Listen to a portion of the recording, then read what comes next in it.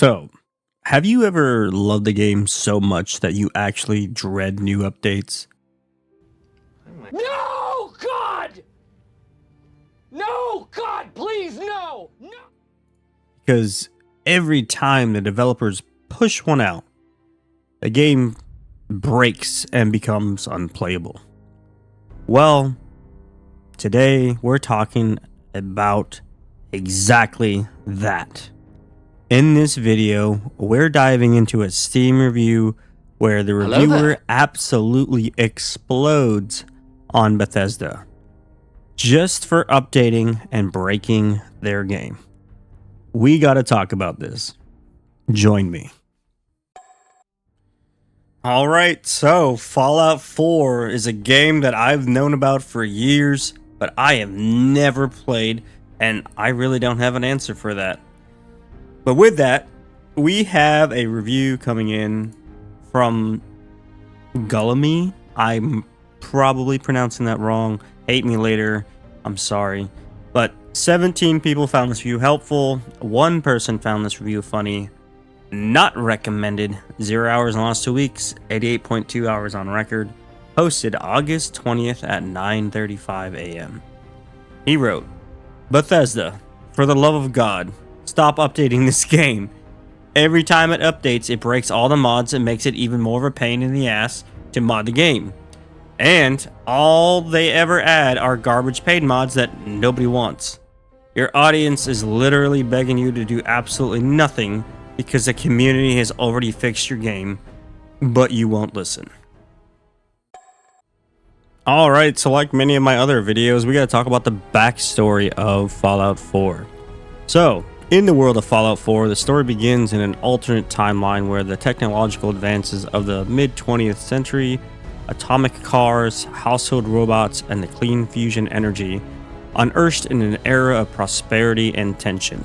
The world became increasingly dependent on nuclear energy, but resources like oil and uranium began to dwindle. As nations competed for what remained, political tensions escalated into a global conflict. By year 2077, the United States is a shadow of its former self, ravaged by war and civil unrest. The player's character, known as the Sole Survivor, lives in the Boston area, in a suburb called Sanctuary Hills. On October 23rd, 2077, nuclear bombs suddenly rain down across the globe. The Sole Survivor and their family barely make it into Vault 111, an underground fallout shelter. Unbeknownst to the residents of Vault 111, it's actually an experiment cryogenic stasis.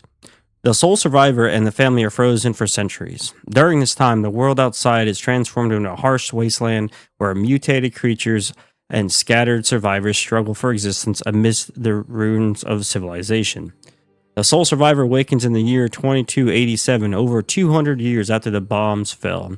They emerge from the Vault 111 to find the Commonwealth, the area around Boston, changed forever. Cities lie in ruins, factions vie for power, and the remnants of humanity cling to life. Motivated by the mysterious abduction of their child and the murder of their spouse, the Sole Survivor sets off into the wasteland, determined to find answers and forge a new future in a world rebuilt from ashes. Alright, a bit of a small one today. That's what she said! I'm sorry, I could not resist. But I had to do this review, so let's begin. The reviewer really emphasizes his point by saying, and literally in the first sentence, Bethesda, stop updating the game. I find this so hilarious, as if you didn't know, Fallout 4 came out way back in 2015. And yet here we are 11 years later, and the game is still getting updates. On one hand, you really gotta respect Bethesda for supporting the game for this long. But on the other hand, it's wild that after all this time, updates are still causing issues for players. Now, to be honest, I haven't played Fallout 4 myself yet, so I can't speak personally to the problems, but I wanted to dive deeper in his review and see what, if any, more things he was talking about. Alright, so the next point ties directly to the first, and after all, the reviewer says updates make it a pain to remod the game. And I didn't want to take his word for it, so I had to do some research. Turns out the community has already fixed a lot of the game's problems on their own, at least the problems that are in the vanilla version. Here are just a few examples. There's the High FPS Physics Fix, which it stops the game from breaking if you run above 60 FPS. Otherwise, things like lockpicking and animations will go haywire. Then there's the Weapon Debris Crash Fix. It will prevent the game from instantly crashing on modern NVIDIA RTX cards. And then there's the Buffout 4, which helps random crashes and memory issues. These were like the three that came up the most when I typed this in and was doing my research. But the fact that players had to make these mods just the game that runs smoothly is pretty wild. Now, again, the game's 11 years old, but if they're still pushing out updates, you would think. And it's just not like one or two people. It's not like an isolated incident. It was a lot. I was going through a lot of discussion posts, and they all were saying they had to rely on these mods. So that then makes the reviewers' complaints credible. So kudos to you. Alright, so that brings me to the next point. The reviewer concluded by highlighting major issue. Bethesda is not responding to the community's feedback. He specifically notes that the audience is begging them to listen, the audience being the community. To get a better sense of this, I even took the time to go and read community forums, and I found many players feel that modding is essential just to make the game enjoyable. And Bethesda continues to ignore their feedback. I then came across this video by Red Wolf Renegade, who provides a thorough breakdown of this issue, which you should go check out his video.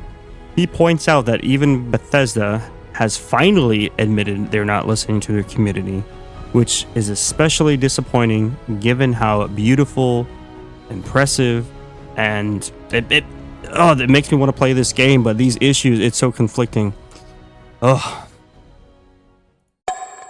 Alright, so in closing, I'll admit I came into this review with some bias, just like I did in my last video, which, if you like Tony Hawk's Pro Skater 1 and 2, you should go check out the video. It's going to be in the description and on the screen.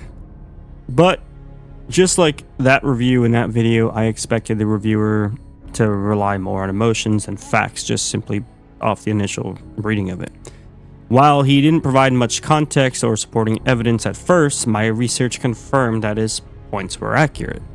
There wasn't a lot to go on again, but it was enough for me to find credible sources that backed up his claims. So I say kudos to you, Gullamy, again if I'm pronouncing your name correctly. You're clearly passionate about this topic. I just hope next time that you give a little bit more context and detail in your review, as these are very important. Alright, this now brings me to my segment add to the list. So for the few of you who may have been watching my videos, I started the segment called Add to the List, where I've been adding new games that I intend to play based solely off your Steam reviews.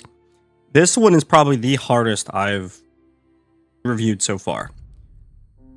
Doing the research in the game, looking at all the storyline, the graphics, everything. I want to play it, but based off of this review and what he's saying and the fact that you have to mod the game just to make it playable, since I was able to determine that Gullamy was providing content that was able to be verified, I'm going to have to say no. It's not going to be added to the list. And with that, that will bring me to the end of this video. And I wanted to thank you all for watching, and I hope you all have a good day. Better day than me, because I wanted to play this game.